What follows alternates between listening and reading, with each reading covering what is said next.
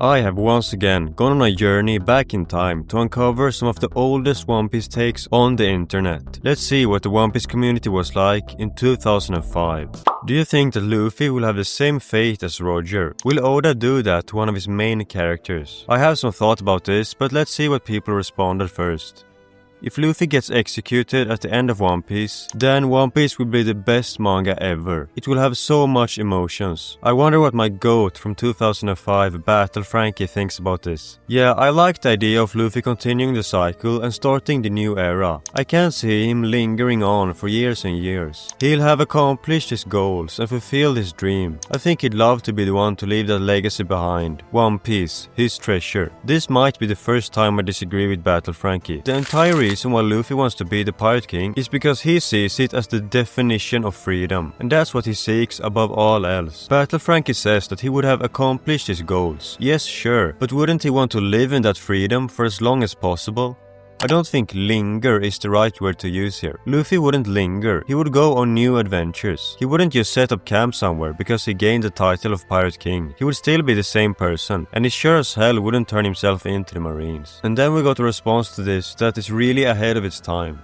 I have to think that Luffy will not only be the next Pirate King, but I also think he will change the basis of what it means to be a pirate. His idea of what a pirate should be seems drastically different from typical pirate practice. I don't think he'll put up with it. I don't think the conventional pirate will survive his coronation, let alone the present administration. I'm skeptical that there could ever be a balance between Luffy as the Pirate King and the current regime of the world government. And I wouldn't place bets on the current leadership coming out of this disagreement intact. Wow. If I read this unknowingly, I would have thought it was written in the 2010s. But this is also from 2005, during Water 7, not even Enies Lobby. What did we really know about the world government at that point? We knew it was corrupt, we thought that the Gorse sat at the very top, but we didn't know the full grasp of the evil that is the world government. We didn't know about the Celestial Dragons, we didn't know about the atrocities such as the O'Hara incident, or about the supreme leader, Emu. So to have this level of understanding back then is impressive. And if we look at the story right now, this guy was certainly right.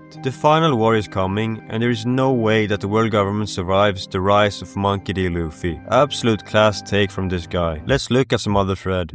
Check out volume 38, chapter 366, page 16, bottom left panel. That's Skank. Well, okay, let's find the chapter and let's scroll to page 16. Okay, seems to be this one. Oh, she's storing the transponder snail in her. Well, that's just funny. You don't need to call her a skank for that. I swear, Battle Frankie has responded to every post on this site. She stored plenty of stuff in her top before. Not unusual really. I'm back to agreeing with him. She's a growing girl. People had already started to notice Oda's vision for Nami back then, and Captain Carter is right. Nami grew a lot, both as a person and in other places. If you're having a good time, don't forget to like the video. If we can hit 700 likes, I will fly to the moon and plant my flag over the United States. After reading chapter 369 and seeing Wansei, I've been feeling like the atmosphere of One Piece is changing. Instead of a pirate story, it's starting to feel more like a freak show. Looking back, the East Blue Saga had Luffy facing classic pirates like Alvida, Buggy and Arlong. The Baroque Works arc featured bounty hunters, which still fit the world. But since then, the number of real pirates has dropped. In Skypiea, they didn't really fight any pirates. Foxy was the last true pirate antagonist. Now in Water 7, we're focused on characters like Kokoro, Frankie and Wansei, who feel more like oddities than pirates. I'm worried the series is focusing on freaks over its original pirate backbone. Does anyone else feel this way, or am I overthinking it? Bro really saw Wansei and changed his whole view on One Piece. Fair enough. Let's see what other people thought about this. With its clown pirates, floating restaurants, and mermen in Hawaiian shirts, One Piece was never a conventional pirate story, so its unique and varied islands fit its world perfectly. This is a series whose first major villain was a clown. I rest my case. These replies sum up what I was thinking too, and I'm glad to see that almost everyone in the replies agreed. One Piece is not a conventional pirate story, or a conventional story at all, and that's a big part of the charm for a lot of people, me included. The wacky powers, islands and characters make the world feel alive and different from other shows. I know that some people need time to get used to this, and I can't blame them. It gets very outlandish at times, but I found that once you get used to it, it turns to a good thing instead. Also, he complained about there being too few pirate villains. I find it great that Oda came up with other types of villains as well, like NL and CP9. If the only threat for Luffy and the crew were other pirates, the story would feel a lot more flat. And well, it's certainly something to describe Buggy as a classic pirate. Let's look at the chapter discussion. This one is about chapter 377. This is at the start of Enies Lobby, when Luffy makes his way to the main island, just as the Frankie family and Galilei company arrive on Enies Lobby. Lol, rope action. I still hope that it's Paulie that joins. That is what I mean with creativity. Figure 8 not. Oda could have a lot of fun with the ropes and stuff if he used him as a Mugiwara. Man, I'm still sad that Paulie didn't join the crew. He could have been an all-time character. His fighting style is so unique. I would pay to see it expanded upon. His whole thing about dressing modestly would play perfectly with Sonya's antics. And did I mention that he loves gambling? I will never get over this. If I could make it so that any potential Straw Hat had actually joined, it would be him. Though I'm glad that Oda is writing the story and not me, because I would not be able to resist adding a lot of characters to the crew.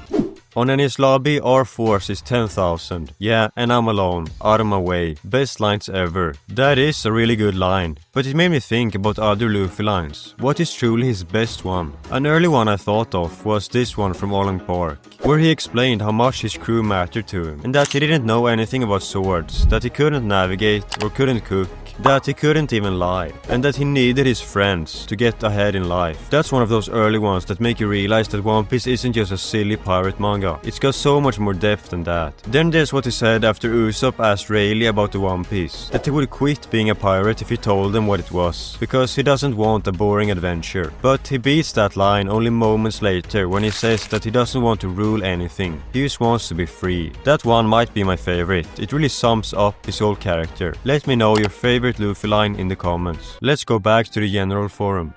Does anyone else think that Soga King might eat the devil fruit? He's too weak to fight CP9 as he is, and this arc has focused on Usopp's weakness. A power-up makes perfect sense for him. Hell no. I pray to Oda he doesn't give Usopp one of the fruits. I wanna see him overcome his foes with his wit and using and improving his sharpshooting skill, rather than some devil fruit. I get what this guy is saying. The great thing about Usopp's fights is that he overcomes impossible odds with unconventional and often genius tactics that other people wouldn't think of. If he suddenly gained a mighty power like the original poster seems to suggest, it would ruin that aspect of him. But I still think that some powers would work perfectly for Usopp. Oda himself said in an SBS that if he ate a devil fruit, it would be the pocket fruit, which would let him store infinite stuff. A power like that would make him a tougher opponent without ruining his character.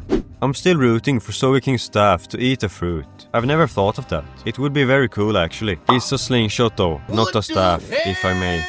I think Shanks will betray Luffy and become the next villain. We love him, but I don't think he gets that powerful by being nice. His true motives are a mystery. Why did he really save Luffy and give him that hat? What if it was a long-term plan? Their final meeting over the Straw Hat won't be a happy reunion. It will be a clash for the title of Pirate King, and Shanks will show his true, ruthless nature. It's the perfect, heartbreaking twist. Wow, people were suspicious of Shanks even back then. I get why this theory existed. Shanks was this insanely influential character who barely appeared, so there was a lot of room for paranoia. And yeah, if Oda ever pulled the trigger on something like this, it would be one of the most heartbreaking twists in the entire story. Imagine waiting decades for Luffy and Shanks to reunite, only for Shanks to turn out to be a completely different person than what we thought. I've never had a super strong stance on the Shanks is evil theory myself, but I definitely understand why people entertained it. There was the whole scene where Shanks met with the Gorosei. That was such a weird, suspicious moment when it first happened. It made a lot of people reconsider what they thought we knew about him. And even I was like, okay, maybe he's hiding something. But of course, we later learned that it wasn't actually him. It was his twin, Shamrock, who turned out to be very evil, since he got groomed by the world government since birth. Once that was revealed, the idea of them both being evil just kind of falls apart.